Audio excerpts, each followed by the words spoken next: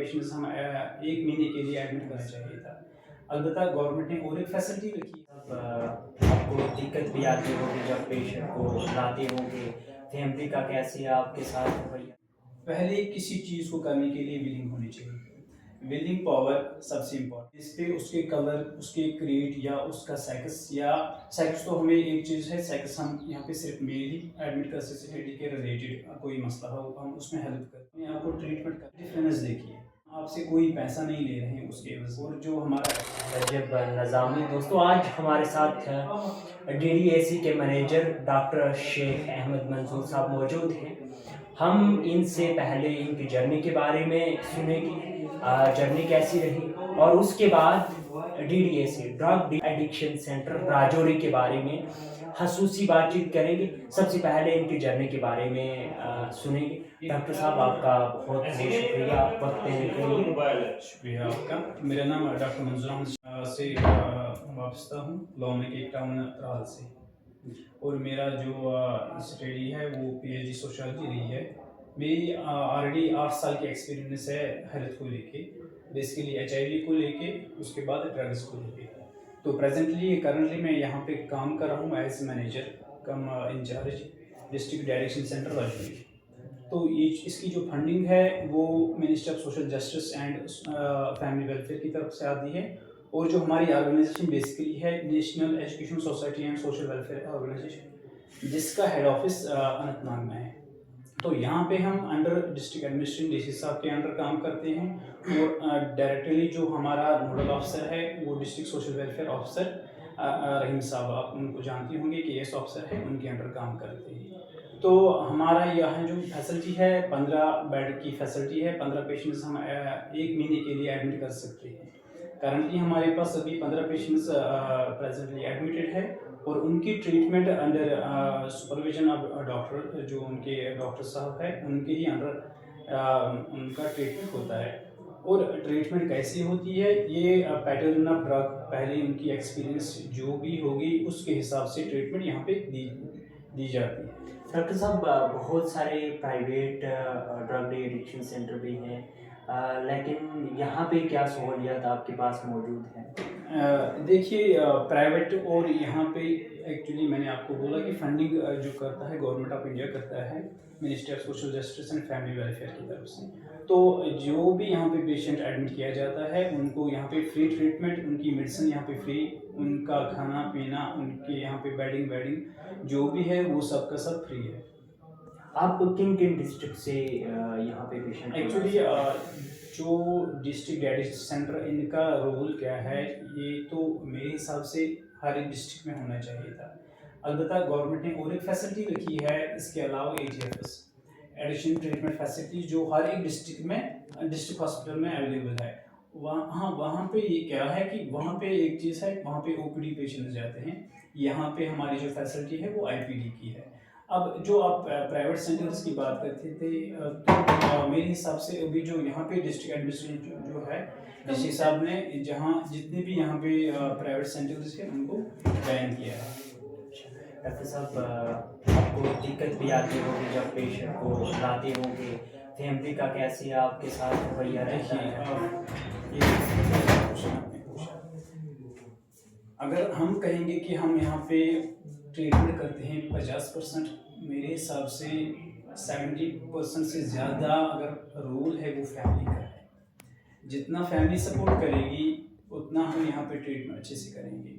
अब जब पेशेंट को हम विदाउट फैमिली के कंसल्टेंट से नहीं ला सकते, एक चीज़। दूसरा एक चीज़ ये है कि जो पेशेंट है पहले उसको कंसल्ट लेना है। अगर वो खुद मोटिवेट है यहाँ आने के लिए, हम उसको लेते हैं। ज़बरदस्ती हम यहाँ पर किसी को नहीं ला सकते हैं, ठीक है। अलबत्ता फैमिली के रिक्वेस्ट पे हम किसी पेशेंट को यहाँ पे ला सकते हैं।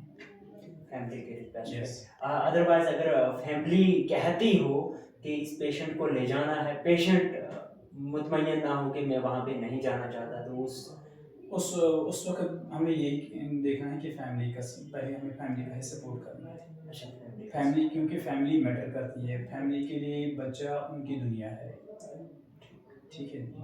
अलबत्ता एक चीज़ है, ज़बरदस्ती अगर हम किसी पेशेंट को लाते हैं उसके ट्रीटमेंट के चांसेस बहुत कम है, क्योंकि हर एक चीज़ में आप देखोगे पहले किसी चीज़ को करने के लिए विलिंग होनी चाहिए। विलिंग पावर सबसे इम्पोर्टेंट है। जब जो क्लाइंट अपनी विलिंग से अपने आप को ट्रीट करना चाहता है, मान लो कि वो 80% ठीक हो गया, क्योंकि उसका दिमाग ही पहले प्रिपेयर हो रहा है ठीक होने के लिए। ये सबसे इम्पोर्टेंट चीज़ है। आपकी जब से आप यहाँ पे ज्वाइनिंग हुई है, जी सर। आपकी ज्वाइनिंग के दौरान कोई ऐसा पेशेंट जिसको आपने सबसे ज़्यादा प्रेफरेंस दी हो, जो अच्छा व्यवहार करता हो? देखिए, जब हम हमारा जो काम ये है वो पेशेंट सेंटर है या क्लाइंट सेंटर है या बेनिफिशियरी सेंटर है, हमें उनको ट्रीट करना है उनके हिसाब से, हमें उनको ट्रीटमेंट देनी है उनके लिहाज से। उनको ये नहीं लगना चाहिए कि हम जेल में हैं, ठीक है। हमें इंडिविजुअल जो हम कहेंगे इंडिविजुअल डिफरेंसेस हमें यहाँ पे पैदा नहीं करनी है। हमें हर एक पेशेंट को जनरली ट्रीट करना है, हर एक पेशेंट को प्यार से रखना है, न कि उसके उसके बेस पे उसके कलर, उसके क्रीड या उसका सेक्स। या सेक्स तो हमें एक चीज़ है, सेक्स हम यहाँ पे सिर्फ मेल ही एडमिट कर सकते हैं, सेक्स को छोड़िए आप। तो बाकी जो एक चीज़ है, चाहे रिलीजन, चाहे उसका पहला कौन सा तजुर्बा रह चुका है ड्रग का, कोई भी ड्रग वो करता था, हमें उस लिहाज से उसको नहीं देखना है। हमें जो भी पेशेंट आएगा हमारे लिए वो क्लाइंट ही है, हमारे लिए वो पेशेंट ही, हमें उसको ट्रीट करना ही करना है। यहाँ पे क्या क्या सहूलियात पेशेंट को देते हैं? यहाँ पे मल्टीपल सहूलियात है। एक तो देखिए, जो हम यहाँ पे सब कुछ देते हैं, मेडिसिन देते हैं, वो फ्री ऑफ कास्ट है। यहाँ पे मेस जो है वो फ्री ऑफ कास्ट है। सुबह ब्रेकफास्ट, दूसरा लंच, शाम को डिनर, 4 बजे चाय। वो जैसे आम इंसान घर पे खाता पीता है, वैसे यहाँ पे भी फैसिलिटीज़ है। और एक चीज़ है, हमारे पास योगा टीचर है, योगा उनको हम योगा हर दिन करवाते हैं। और एक हमारे पास इंडोर आउटडोर गेम्स है, जिनकी वजह से हम उनको बिज़ी, दिन भर उनका शेड्यूल जो है वो बिज़ी रखते हैं। उसके अलावा टीवी है, वो टीवी देख सकते हैं अपने आप को। और एक चीज़, काउंसलर सर हमारे पास है जो काउंसलिंग उनको पर डे करते हैं, इंडिविजुअल काउंसलिंग भी और ग्रुप काउंसलिंग भी। इंडिविजुअल में हर एक को इंडिविजुअल डिफरेंसेस पे फोकस रहता है कि उसकी एक्सपीरियंस कैसी रहती है। या और एक चीज़ है, हम कहते हैं कि होल पर्सनल रिकवरी पे हम काम करते हैं। होल पर्सनल रिकवरी में जिस इंसान को जो ज़रूरत हो उस लिहाज से हम सर्विसेज देते हैं। मीन्स कि पूरा का पूरा सपोर्ट हम देखते हैं।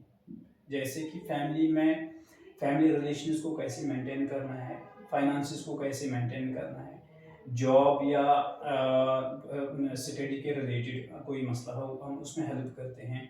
अगर कोई बिज़नेस करता है उसमें हम उसको काउंसलिंग करते हैं कि आप कैसे स्टार्ट करोगे, कहाँ से स्टार्ट करोगे, फाइनेंसिस को कैसे मैनेज करोगे, कहाँ से फाइनेंसिस पैदा कर सकते हो।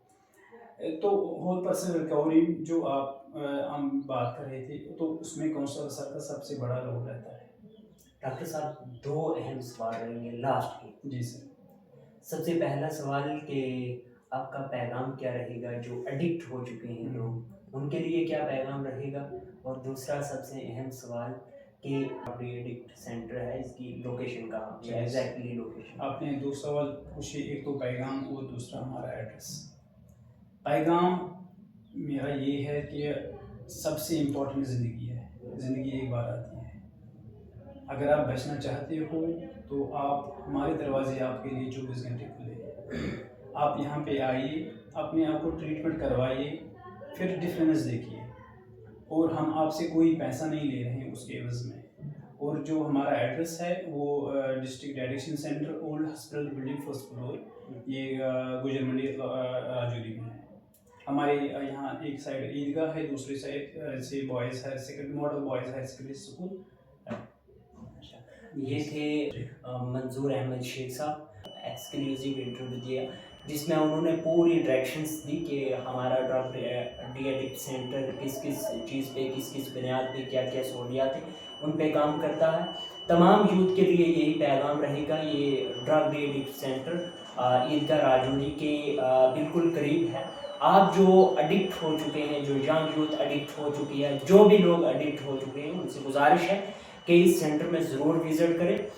विज़िट करके यहाँ से रिकवरी मोड पे वापस जा सकते हैं। अल्लाह हाफिज़।